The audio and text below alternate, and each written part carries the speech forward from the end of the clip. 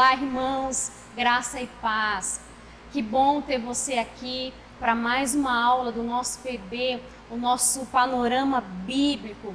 Essa é a nossa aula de número 66, onde nós vamos abordar a primeira e a segunda carta de Pedro. Essas duas cartas, irmãos, elas são classificadas, elas estão no grupo das epístolas gerais.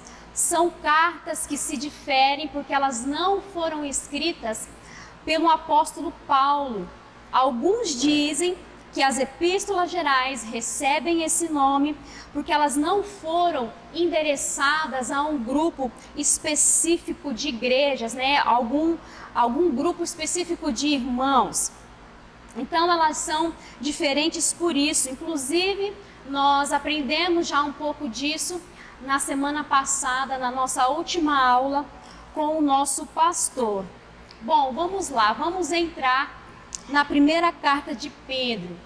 O que é que estava acontecendo?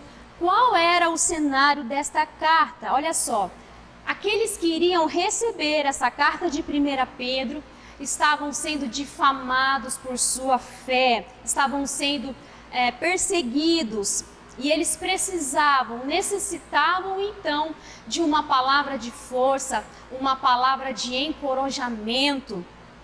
Então Pedro, o autor desta carta, ele escreve a eles para apresentar uma nova perspectiva das riquezas da salvação e a necessidade de uma vida santa, os encorajando a desenvolver uma atitude de submissão também em meio aos seus sofrimentos.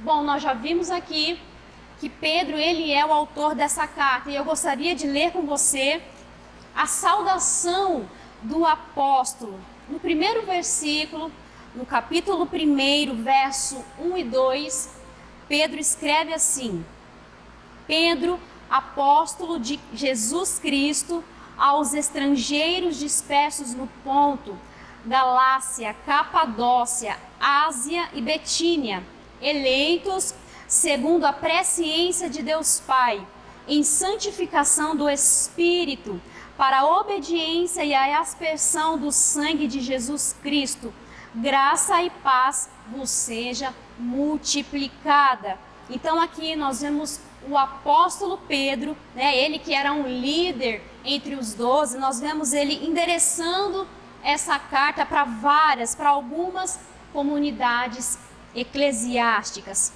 Vamos seguir, vamos falar da data, 67 a 68 depois de Cristo. E olha só, a atitude de Pedro com respeito ao Estado é uma atitude conciliatória. No capítulo 2, do verso 13 ao verso 17, nós vemos o apóstolo falando a respeito da submissão às autoridades, submissão aos governantes, aos superiores. E isso pode indicar que esta carta foi escrita no ano de 64 depois de Cristo, quando Roma começou a perseguir os cristãos de uma maneira mais oficial, de uma maneira mais severa. Nós concluímos então, a partir disso, que o apóstolo teria escrito esta carta antes de 64 e depois de 61. Eu quero falar com você agora a respeito do tema dessa primeira carta, que é o encorajamento em meio ao sofrimento e perseguição. Esse é o tema principal desta carta. Então já fica fácil, nós logo entendemos que o propósito ela foi escrita para encorajar e consolar os cristãos em meio às suas perseguições e os seus sofrimentos. Eu quero fazer com você alguns destaques, colocar alguns fatos importantes a respeito dessa primeira carta. Primeiro, quando Pedro escreve esta carta, ele está levando os seus leitores a não se envergonharem como cristãos, não se envergonharem da sua fé. Todos deveriam suportar as suas dificuldades, os seus sofrimentos de uma maneira corajosa, mantendo firmes na sua fé. Em segundo lugar, lá em Atos, no capítulo 4, o verso 13, diz que Pedro e João, eles eram homens iletrados, homens incultos.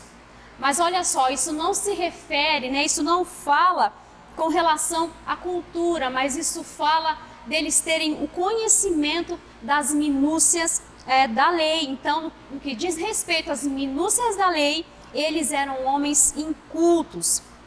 E lá nesse texto de Atos, no capítulo 4, nós vamos ver que esses homens, Pedro e João, eles estavam no sinédrio, sendo interrogados. Esse texto vai dizer que Pedro falava a eles cheio do Espírito Santo. Eles falavam com ousadia.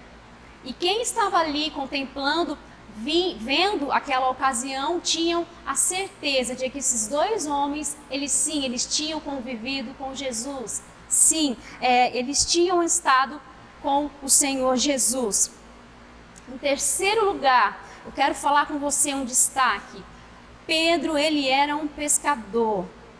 Talvez ele teria negócios em Betsaida e Cafarnaum, no Mar da Galileia.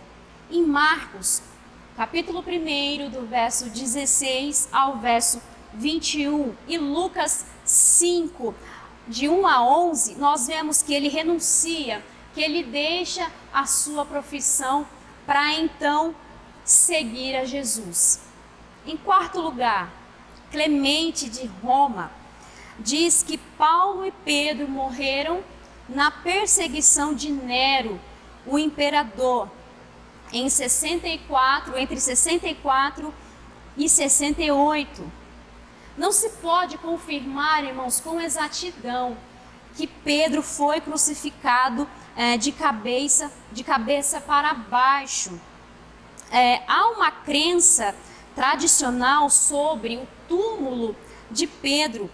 Constantino edificou a Basílica de São Pedro no local posteriormente chamado de o Morro do Vaticano, em Roma.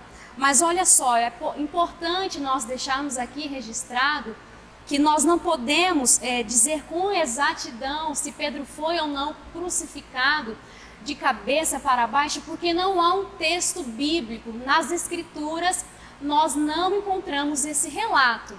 Porém, a história ensina, a história relata que sim, que ele, quando estava diante da sua morte, que já era iminente, ele teria pedido para ser crucificado de cabeça para baixo, porque ele não se sentia, ele não se achava digno de ser crucificado de igual modo a Jesus Cristo. Vamos seguir. 5. Viver de uma maneira que glorifica a Deus requer submissão e humildade. Pedro propõe que os crentes andem nos passos de Jesus, porque Jesus é o nosso maior exemplo, Ele enfrentou conflitos e dificuldades muito maiores. Você pode conferir 1 Pedro, no capítulo 2, do verso 21 ao versículo 25. Em sexto lugar, irmãos, falando dos destaques, dos fatos importantes, Pedro, ele fala nessa carta a respeito de alguns deveres que alguns grupos de pessoas deveriam tomar. Olha só, no capítulo 2, o verso 18 e 19, ele vai falar aos servos, que aos servos eles devem ser submissos aos seus senhores. No capítulo 3, o verso 1, ele ensina que as mulheres, as esposas, sejam submissas aos seus maridos. No capítulo 5, verso 5, ele vai falar aos jovens, que os jovens devem se submeter, ser sujeitos aos mais velhos. Em sétimo e último lugar, falando aqui dos fatos importantes, os pastores, os presbíteros, devem servir a igreja sem ganância, né? Não como dominadores, mas como exemplos de boa vontade. No capítulo 5, do verso 1 ao verso 3. Eu quero aqui encerrar com você essa primeira carta do apóstolo Pedro. Nós já falamos de sofrimento, falamos de perseguições, e eu quero ler aqui com você um precioso e poderoso texto que vem para nos confortar, que vem para nos consolar diante das dificuldades. O texto está lá em 1 Pedro, no capítulo 5, verso 10, que diz assim, irmãos: e o Deus de toda a graça, que em Cristo Jesus vos chamou à sua eterna glória, depois de haverdes padecido um pouco, Ele mesmo vos aperfeiçoará, confirmará, fortificará e fortalecerá. Olha que bênção, irmãos, para a nossa vida. Depois de momentos difíceis, passarmos por essas situações, nós seremos aperfeiçoados, consolados, fortificados, porque há um plano, há um propósito de Deus em tudo que acontece na nossa vida.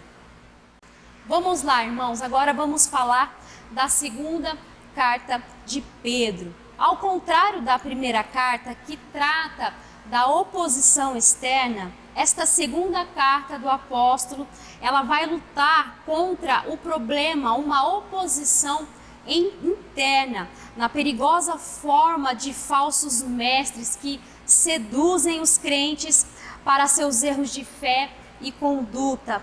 Pedro então reage a esse perigo, os falsos mestres, as heresias. No capítulo 3 dessa segunda carta, o verso 1, nós vemos que Pedro ele escreve dizendo que esta sim é a sua segunda carta, não ficando então nenhuma dúvida, né? Ele traz a autoria também desta carta para ele. Data 65 a 68 depois de Cristo.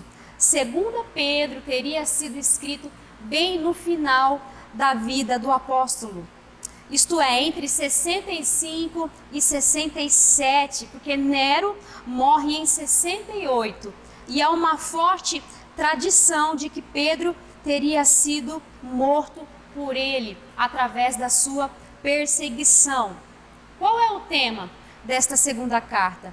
Como enfrentar os falsos mestres.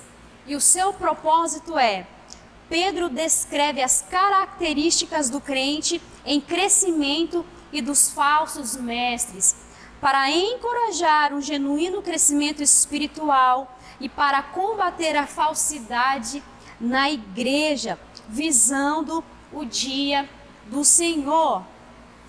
Fatos importantes desta carta. Primeiro, o perigo que as igrejas estavam enfrentando era o da dúvida, dos erros resultantes dos falsos mestres e dos seus ensinamentos, né? Dos dirigentes, os líderes da igreja que estavam pregando heresias. Em segundo lugar, nós vemos no capítulo 1 que o verdadeiro cristão, ele deve crescer no conhecimento de Deus, crescer em conhecer ao Senhor. No capítulo 2, ele vai alertar a respeito dos falsos mestres e doutores. No capítulo 3, esse que é o último capítulo desta segunda carta, ele fala sobre manter a esperança na segunda vinda de Cristo, manter a esperança viva no dia do Senhor. 3. Segunda Pedro é uma carta que foi destinada às igrejas que estavam esfaceladas, arruinadas pelos lobos que viviam dentro dela ou que estavam no meio dela, os falsos mestres. 4. A palavra conhecimento, essa que eu já citei aqui algumas vezes, ela aparece 16 vezes nessa carta de formas variadas. Em quinto lugar, falando com você sobre fatos importantes, há uma passagem, né, muito clássica, muito conhecida por todos nós, a respeito da inspiração da palavra de Deus, a inspiração das Escrituras, que diz, 2 Pedro, melhor dizendo, 2 Pedro, capítulo 1, o verso 21, que diz assim: porque a profecia nunca foi produzida por vontade de homem algum, mas os homens santos de Deus falaram inspirados pelo Espírito Santo. Pedro, ele vai usar aqui essa palavra profecia, ele vai usar nesta passagem não com uma referência específica a acontecimentos futuros, mas sim como uma menção do Antigo Testamento, a tudo que já tinha sido escrito. A Escritura é inspirada pelo Espírito Santo. Esses são os fatos, os destaques importantes dessa segunda carta de Pedro. E assim eu quero encerrar com você essa aula de hoje, já te encorajando para você acompanhar na semana que vem mais uma aula. O desejo do nosso coração é que esse conteúdo esteja abençoando a sua vida. Compartilhe, apresente para um amigo. Se você ainda não nos acompanha nas redes sociais, faça isso. Nós estamos no Telegram, no Facebook, no Instagram. Se você ainda não é inscrito no nosso canal no YouTube, vai lá, se inscreva assim que nós terminarmos essa aula. E se você ainda não ativou o sininho de notificação, faça isso, para que você seja sempre notificado a respeito de um novo conteúdo. Eu encerro por aqui. Até a próxima aula. Que o Senhor te abençoe.